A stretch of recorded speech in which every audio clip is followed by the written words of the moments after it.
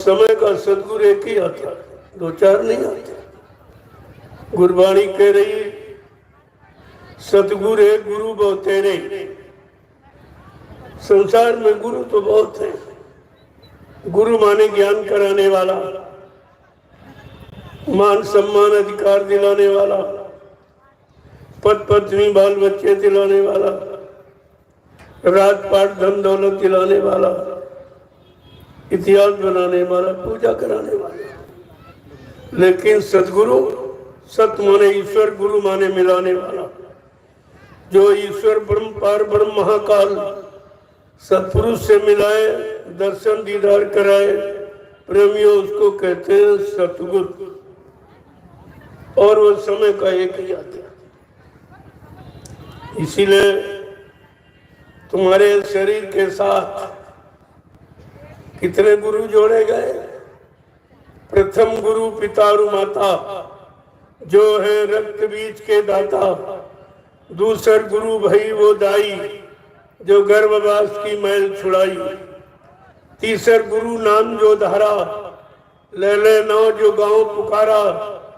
चौथा गुरु जो शिक्षा दीना, तब संसारी मार्ग चीना। पांचवा गुरु जो दीक्षा दीना, राम नाम का सुमरन कीना। छठवां गुरु भरम सब तारा, ओमकार से नाता जोड़ा। लेकिन सतवां सतगुरु और सत्य लखाया, और जहां का जीव तहां पहुंचाया। प्रेमियों, ये सतगुरु का काम। और सतगुरु इस कलयुग में आए, न सतयुग में आए, न त्रेता में, न द्वापर। कलयुग का जीव कितना बड़ा भाग्यशाली है कि जिनको समय का सतगुरु मिल गया। सतगुरु की दया, नाम की युक्ति मिल गई, नाम की कमाई करने की। जब नाम की कमाई करोगे, नाम का सुमरन करोगे, तो तुम्हारे पर सतगुरु की दया होगी। और दया होते ही तुम्हारी बुद्धि बदल जाएगी। तुम्हारा देखना, सुनना, उठना, बैठना, बोलना, चलना, करना, कराना सब बदल जाएगा। और तुम इस काल माया के देश से मुड़कर तुरंत अपनी देश की तरफ मुखातिब हो जाओगे। ये सतगुरु की दया होने पर ऐसी स्थिति जीव की बनती है। जिनको सतगुरु मिला, सतगुरु की दया मिली, तब सतगुरु से नाम की युक्ति, नामदान मिला। जिन्होंने नाम की कमाई की, उनकी जीवात्मा जगी और परमात्मा से मिली। बाकी बेचारे ऐसे रह गए। ज्ञानी ध्यानी विज्ञानी ये सब शरीर इंद्रियों के लाभ तक सीमित है। इनको जीवात्मा के बारे में कुछ नहीं मालूम कि जीवात्मा कहाँ की रहने वाली है, कैसे काल माया के देश में आई। काल माया ने कर्मों के जाल को बनाकर इन जीवात्मा को फंसा लिया। अब इसे कौन निकालेगा, कौन ले जाएगा, कौन पहुंचाएगा, कौन मिलाएगा। उस मिलाने वाले को कहते हैं संत सतगुरु। और मिलाने वाली युक्ति का नाम है सत्संग। ये दोनों चीजें आपको मिले। और इस कलयुग में ऋषि मुनि हजारों वर्ष तपस्या करते रहे जंगलों में, लेकिन उनको समय का सतगुरु नहीं मिला। इसलिए उनकी जीवात्मा ने जगी घर पहुंची। और योगी योग साधना करके भी जीवात्मा को नहीं जगा पाए, घर नहीं पहुंचाए। उनको भी दर्शन दीदार नहीं मिला। और ताजी शक्तियां जिनको भगवान कहते हो, इनको भी समय का सतगुरु नहीं मिला। और इनकी जीवात्मा ने जगी नगर पहुंची। जिनके सहारे अभी तक आप बैठे थे, जो जानकारी आपको दी गई तीन तीन युगों में, वो जीवात्मा के जगाने की युक्ति नहीं थी। वो शरीर इंद्रियों से राजपाट धन दौलत मान सम्मान अधिकार पाने की। इसीलिए संत सतगुरु ने कहा कि जब तुम शरीर इंद्रियों से जो काम करोगे तो शरीर इंद्रियों को लाभ मिलेगा, और आत्मा से करोगे तो आत्मा को लाभ मिलेगा। जो आपने शरीर इंद्रियों से तीन तीन युगों से पूजा पाठ तीर्थ व्रत दान हवन जप यज्ञ गंगा स्नान किया, उससे क्या मिला? मान मिला, सम्मान मिला और सामान मिला। अगर आत्मा से भजन करोगे तो भगवान मिलेगा। ये भगवान परमात्मा से मिलने वाली युक्ति जो संत सतगुरु के द्वारा मिलती और सृष्टि में कोई नहीं दे सकता। लेकिन आपको ये मालूम नहीं था, बहुत ज्यादा तुम गुरु तक सीमित रह गए। गुरु माने ज्ञान कराने वाला, राजपाट धन दौलत मान सम्मान दिलाने वाला, यानी माया का सामान दिलाने वाला गुरु, और परमात्मा से मिलाने वाला सतगुरु। इसलिए सतगुरु की आवश्यकता है। इसीलिए कहते हैं सतगुरु कोई खोज करो भाई, बिन सतगुरु कोई राह न पाई। ऐसे संत सतगुरु की खोज करो जिसने अपनी जीवात्मा को जगा लिया हो, परमात्मा से मिला लिया हो और जीवात्मा को निज धाम सत्यलोक सचखंड अनामी धाम पहुंचा लिया। जब ऐसा सतगुरु मिल जाएगा तो तुम्हारी जीवात्मा को जगा देगा। जब उनके करीब जाओगे, उनके सत्संग वचनों को सुनोगे, तब तुम्हारे अंदर ये जानकारी होगी कि हमको अपनी जीवात्मा का कल्याण कराना चाहिए। नहीं तो इस काल माया के देश में राजपाट धन दौलत मान सम्मान पद पत्नी बाल बच्चों तक सीमित रह जाओगे, और ये मानव जीवन का जो असली लाभ है वो तुम्हारे से लग जाएगा। मानव शरीर का असली कर्म कर्तव्य है परमात्मा की प्राप्ति। अगर परमात्मा प्रभु ना मिला तो समझ लो ये मानव जीवन आपका व्यर्थ चला गया। ये पूजा पाठ परमात्मा से नहीं मिला, ये तो जड़ पूजा। तुम जड़ पूजा करते हो और परमात्मा चेतन है। जड़ से चेतन नहीं मिलता।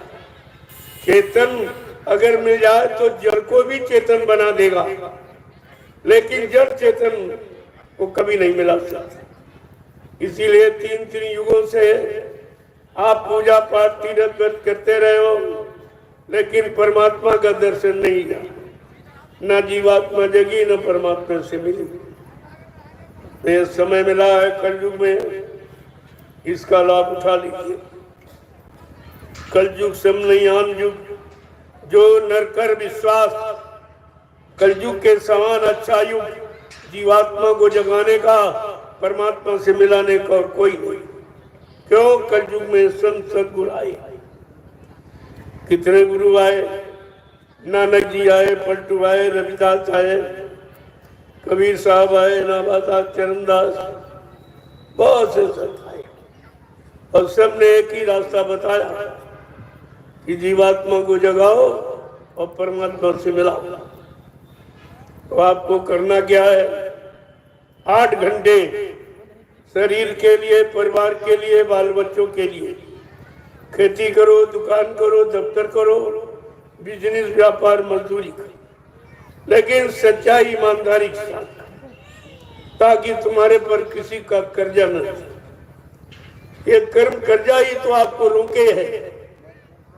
जो आपने समझा ये लाभ है, ये मुनाफा है, यही कर्म कर्जा, जिसको तुम समझ नहीं पाए, लोगों को ले लिया, छीन लिया, धोखा देकर बेईमानी करके, ये सब कर्म कर्जा ही बन गया। अब पता नहीं कितने जन्म आपको लेने पड़े इस कर्म कर्जे को उतारने के लिए। लेकिन जब संत आए तो उन्होंने रास्ता बताया कि घर गृहस्थी परिवार में रहना है। कलयुग में कोई साधु नहीं बनना। साधु बना नहीं जाता, साधुता धारण की जाती है। साधुता एक विचार है, उदाहरण की, और बनावट कभी काम आती नहीं। लोग बेचारे बनावट में पड़ गए, फंस गए। कोई दाढ़ी रख दी, कोई बाल, लाल पीला कपड़ा पहन लिया और चंदन बंदन छापा तिलक चले। ये तो बाहरी बनावट है, और बनावट से परमात्मा कभी मिलता नहीं। वो असलियत से मिलेगा, वो हकीकत में, सत्यता में। ये तो आपको किसी ने बताया नहीं, और धीरे धीरे बेचारे सब बनावट में फंस गए। आज 1 करोड़ साधु बन गया देश में। जिस देश का 1 करोड़ आदमी कमाई नहीं करेगा, भोजन चाहिए, कपड़ा चाहिए, खर्चा चाहिए, कहां से आएगा? देश में गरीबी का ये भी एक कारण है कि भिखारी बने। अगर सब भिखारी बन जाए तो दाता कौन बनेगा? कौन देगा? इसलिए ये नकल में फंस गए बेचारे, ये झूठे मान सम्मान सामान में फंस गए, और वो मान सम्मान कर्जा बन गया। लाभ और मान क्यों चाहे, पड़ेगा सब तुझे देना। गुरु का ध्यान कर प्यारे, इसके बिना नहीं छूटना। अगर छुटकारा चाहते हो, मोक्ष मुक्ति चाहते हो, आवागमन से रहित होना चाहते हो, तो सच्चे सदगुरु की खोज करो, वो मिल जाएंगे। आप पर दया कर दे, दया होते ही तुम्हारे सब काम बनने लगे। लेकिन दया पाने के लिए उनके हुक्म आदेश वचनों का पालन करना होगा, अपने जीवन में उतारना होगा। सुनाना बताना नहीं, उतारना। जो अपने जीवन में उतारोगे, अपने जीवन को वचनों के अनुसार बनाओगे, चलाओगे, तब आपको संतों के वचनों का लाभ मिलेगा। यहाँ सब सुनाने में पड़ गए, चिल्ला रहे। पंडा पुजारी मंदिर में लाउड स्पीकर लगा के हल्ला मचा रहा, और मुल्ला मौलवी मस्जिद की चोटी में लाउड स्पीकर लगा के हल्ला मचा रहा। ग्रंथी गुरुद्वारे की चोटी पर लाउड स्पीकर लगा के हल्ला मचाता, और पादरी गिरजाघर की चोटी में लाउड स्पीकर लगा के हल्ला मचाता। मैं आपसे ये पूछने आया हूँ, क्या इस हल्ला मचाने में अल्लाह मिला, परमात्मा मिला, खुदा मिला, कोई सच्चा सदगुरु मिला? कुछ नहीं, समय व्यर्थ में चला गया। अरे वो बाहर में नहीं है, अंदर में है। गुर को ऊपर ऊपर गाता, अंतर में क्यों नहीं लाता? जितना ऊपर से अल्लाह मचाते हो, गाते हो, समय खराब करते हो, उससे आधा समय कहीं अंदर में बैठकर उस मालिक की याद करो, तो अब तक तुम्हारे काम की शुरुआत हो जाएगी। लेकिन कुछ नहीं किया, इसी शोर शराबा में पड़े रहे, दिखाने में लोगों के कि हम भक्त हैं, हम मुरीद हैं, हम फॉलोवर हैं, हम ये हैं, वो हैं, ये सब दिखाने में। अरे परमात्मा दिखाने में नहीं है। दिखाने में होता तो तुमको इन आंखों से देख लेते आता, और उसकी वचन बाणी अगर अंदर बाहर की होती तो अब तक कानों से सुन के आपने अपना काम बना लिया होता।